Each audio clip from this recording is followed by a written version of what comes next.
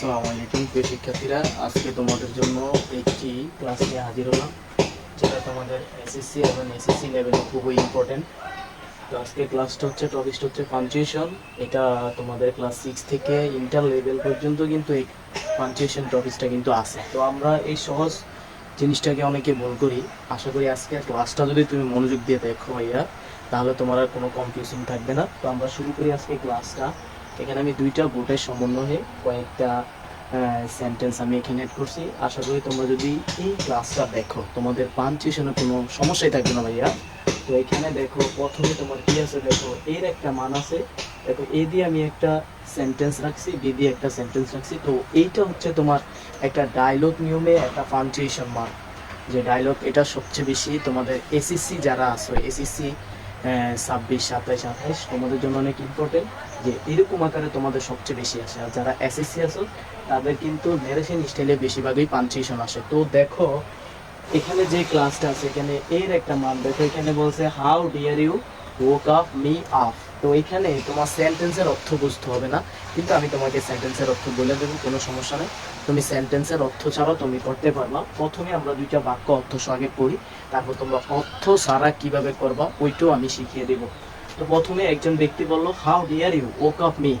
তোমার এত সাহস হয় কি করে আমাকে জাগানো, ঠিক আছে? হাউ ডিয়ার ইউ, তোমার সাহস হয় কি করে, ইউ woke up me, আমাকে জাগানো। বলছে বি ব্যক্তি বলছে আই এম সরি স্যার, দুঃখিত sir, I did not mean to woke up. ঠিক আছে, আমি আপনাকে জাগাতে চাই, মানে আপনাকে কি জাগাতে চাইনি। আই ওয়াজ জাস্ট প্লেইং, আমি শুধু কি করছিলাম, খেলা করতেছিলাম। এই ব্যক্তি বলছে now I am going to kill you, এখন আমি তোমাকে হত্যা করব। বি ব্যক্তি বলতেছে ও প্লিজ স্যার, দয়া করে, হ্যাভ মার্সি ওয়ান মি, আমাকে দয়া করুন, আমাকে দয়া করুন, ওয়ান ডে, একদিনের জন্য, I can be you help, আমিও আপনার একদিন কি করব, আমিও আপনাকে সাহায্য করব, আমিও তোমাকে সাহায্য করতে চাই। যে এই ব্যক্তি বলল হোয়াট রাবিশ, ঠিক আছে, কি বাজে কথা। How can a little mouse, এত ছোট, how can a little mouse, কিভাবে পারে একটি ছোট ইঁদুর, হেল্প এ বিগ লায়ন, একটা বড় লায়নকে মানে একটা সিংহকে সাহায্য করতে পারে। হ্যাঁ, এটা বলছে কি, সিংহটা বললো এত ছোট একটা ইঁদুর তুমি কিভাবে আমাকে সাহায্য করতে পারো। আরেকটা অংশ দেখো নিয়েছি, may I come in sir, আমি কি আসতে পারি স্যার। তারপর কি বলছে, yes come in, what is your problem, যে আসো, তোমার সমস্যা কি। বলছে I want change my 14 subject sir, আমি আমার চতুর্থ সাবজেক্টটি পরিবর্তন করতে চাই। তো যাই হোক, এটা তোমাদেরকে অর্থ সহ বুঝিয়ে দিলাম। এইবার কাশো ভাইয়া, তুমি অর্থ ছাড়া কিভাবে শিখবা।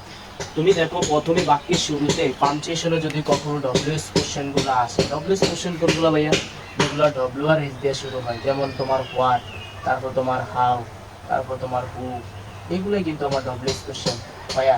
এগুলো যদি কোনো বাক্য শুরু হয়, বাক্যের শুরুতে এগুলা দিয়ে বাক্য শুরু হইলে কিন্তু বাক্যের শেষে একটা কোশ্চেন মার্ক দিতে হয়। তো এই বাক্যটা একটু পড়ো, how dare you, you woke up me up, হ্যাঁ, তোমার এত সাহস হয় কি করে আমাকে জাগানো। তার মানে বাক্যটা শুরু হয়েছে কি ভাইয়া, ডব্লিউএস কোশ্চেন দিয়ে। ডব্লিউএস কোশ্চেন দিয়ে বাক্য শুরু হলে সবসময় মাথা রাখবা, বাক্যের শেষে একটা কি দিতে হবে, কোশ্চেন মার্ক দিতে হবে। কি আমরা একটা কোশ্চেন মার্ক দিয়ে দিই। তারপরেরটা দেখো, এখানে একটা স্পেশাল ওয়ার্ড আছে, আই এম আছে।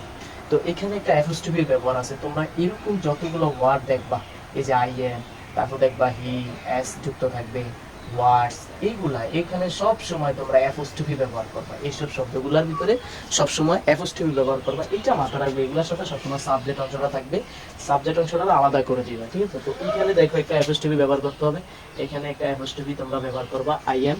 তো আই এম সরি স্যার, তো তোমাদেরকে একটা শর্টকাট নিয়ম শেখাই। যদি কখনো পড়তে যায় তুমি বড় কোনো লেটার পাও, বড় হাতে লেটার পাও, তাহলে ওইটার আগে সবসময় ফুল স্টপ বসবে, সবসময় ফুল স্টপ। কথাটা হচ্ছে কি, কথাটা হচ্ছে যদি ক্যাপিটাল লেটার আসে বাক্যের ভিতরে, কি লেটার ভাইয়া, ক্যাপিটাল, ক্যাপিটাল লেটার যদি আসে, হ্যাঁ, ক্যাপিটাল লেটার আসলে তুমি অবশ্যই ফুল স্টপ ব্যবহার করবা। আর যদি তুমি পয়রা পাও যে স্মল লেটার আসে বাক্যের ভিতরে, কি আসে, স্মল লেটার, তাহলে ওই জায়গায় তুমি কি ব্যবহার করবা, কমা ব্যবহার করবা। তো এই বাক্যটা পড়ো, যে আই এম সরি, দেখো এই যে এখানে স্যার, এই স্যার শব্দটা কিছু স্মল লেটার আছে, দেখছো, স্মল লেটার হলে তুমি ওই জায়গায় কি ব্যবহার করবা ভাইয়া, ওই জায়গায় কমা ব্যবহার করবা। তো তুমি এখানে এই যে আই এম সরি, এটা একটা স্পেশাল ওয়ার্ড এখানে। তো আমি তোমাদেরকে স্পেশাল কিছু ওয়ার্ড আছে, তোমরা যদি কমেন্টে বলো তাহলে আমি স্পেশাল ওয়ার্ড, কমার ব্যবহার, ফুল স্টপ এগুলো নিয়ে বিস্তারিত একটা ক্লাস নিয়ে আসবো। আজকে তোমাদেরকে ইনশাল্লাহ এরকম একটা ক্লাস উপহার দিতেছি। আগে পরে হয়তো এরকম কোনো ক্লাস পাও না।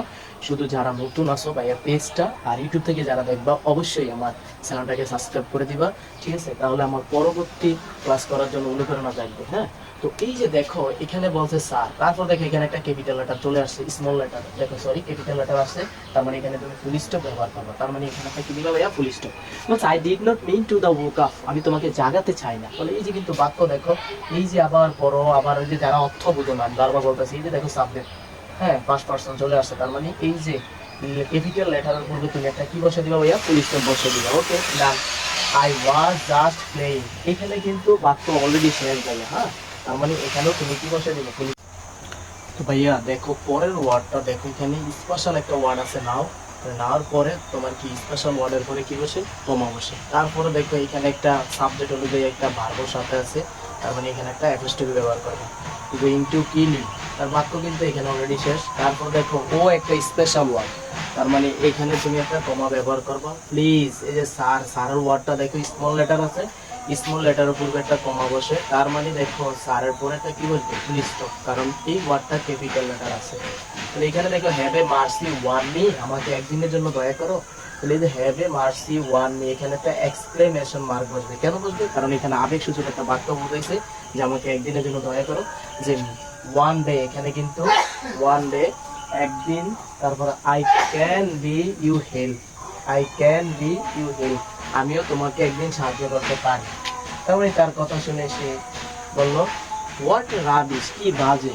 এই যে দেখো এটা একটা আবেগ সূচক বাক্য, হোয়াট রাবিশ, এটাও তোমার আশ্চর্য করছে এই কথাটা শুনে। তার মানে হোয়াট এ রাবিশ, এটা স্পেশাল ওয়ার্ড, এটার পরেও কিন্তু তোমার এক্সক্লেমেশন মার্ক বসে। তারপরে দেখো এখানে কি আছে? How can a little mouse help a big lion, তার মানে এই যে একটা ডব্লিউএস কোশ্চেন দিয়ে বাক্য শুরু হয়েছে। আমরা জানি ডব্লিউএস কোশ্চেন দিয়ে বাক্য শুরু হলে ভাইয়া এখানে ফুল স্টপ দিছে, তুমি কিন্তু ফুল স্টপ দিবা না, এটা কিন্তু পরীক্ষা দিয়ে দিতে পারে। তুমি ওইটা বাদ দিয়ে কোশ্চেন মার্কটা বসাইবা। তারপরে দেখো may I come in sir, এখানে দেখো এতটুকু পর্যন্ত স্পেশাল ওয়ার্ড, তার মানে স্যার, স্যারের পূর্বে এখানে কি বসাইবা? কমা, তারপরে বসাইবা কি? Full stop. তারপর বলছে ইয়েস, ইয়েস একটা স্পেশাল ওয়ার্ড, এখানে তুমি কি বসাইবা? ইয়েস, নো, এক্সকিউজ মি, এগুলোর পরে কমা বসে। কাম ইন, তার মানে এখানে কিন্তু বাক্য অলরেডি শেষ। তো হোয়াট দিয়ে আবার দেখো ভাইয়া শুরু করছে, তোমার সমস্যা কি? হোয়াট ইজ ইউর প্রবলেম, তার মানে এখানে হোয়াট দিয়ে বাক্য শুরু হয়েছে, ডব্লিউএস কোশ্চেন, এই জন্য শেষ একটা ভাইয়া কি হবে? প্রশ্নবোধক চিহ্ন। তারপর দেখো I want change my 14 subject, এখানেও কিন্তু এতটুকু পর্যন্ত এই যে দেখো এখানে একটা কমা হবে, আর সারের পরে ভাইয়া একটা কি হবে? ফুল স্টপ হবে। তো এই হচ্ছে আমাদের ক্লাসটা। তোমাদের জন্য আমি এই পাঞ্চুয়েশন নিয়ে আরো একটি ক্লাস নিয়ে আসবে ইনশাল্লাহ, যদি তোমাদের আগ্রহ দেখি যে আমরা কিন্তু মাত্র কয়েকটা সেন্টেন্স দিয়ে একটা পাঞ্চুয়েশন ওয়ার্ড দেখেছি। তোমাদের যাদের ভালো লাগবে ভিডিওটা অবশ্যই শেয়ার করবা, কমেন্ট করবা, আর পেজটাকে ফলো করে দিবা। ওকে, ধন্যবাদ।